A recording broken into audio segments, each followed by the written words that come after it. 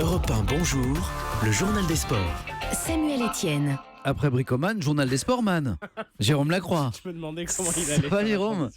Ça va très bien, vous. Bonjour Très à bien. tous. À la une ce matin, l'arbitrage français en ordre de marche. En ordre de marche vers l'avenir, vers l'arbitrage avec la vidéo. C'est le grand débat du moment qui divise dans le foot et après le France-Espagne de mardi, bien sûr. Alors, les sifflets français, les arbitres veulent être prêts. Hier, à Clairefontaine, première étape d'une nouvelle phase de test. 7 caméras et un car régie positionnés aux quatre coins d'un terrain sur lequel des jeunes footballeurs se produisent. Rencontre à laquelle Europe 1 a pu assister en exclusivité radio. Pascal Garibian, le patron des arbitres français, sensible aux nombreux débats du moment. La vidéo ne peut être utilisée qu'après un but marqué, pour un carton rouge direct et un penalty. Et en cela, c'est répondre à une question, est-ce que la vidéo peut aider efficacement les arbitres sans dénaturer le jeu, en préservant l'émotion, l'intensité, la fluidité, bref, le spectacle. Des propos recueillis par Axel May pour Europe 1 et le foot français a l'ambition de systématiser l'utilisation de la vidéo dès la saison prochaine en Coupe de France et en Coupe de la Ligue à partir des quarts de finale.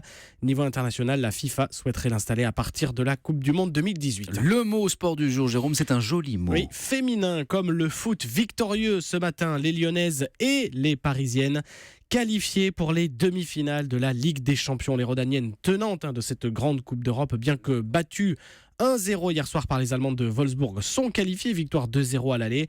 Et les Parisiennes ont effacé la défaite la semaine dernière 1-0 face au Bayern Munich en l'emportant 4-0 hier soir dans un Parc des Princes comble et comblé. Record d'affluence pour elle, presque 14 000 personnes. La capitaine Sabrina Delannoy. Tout était réuni, on s'est dit mais tout est réuni pour que ce soit en notre faveur.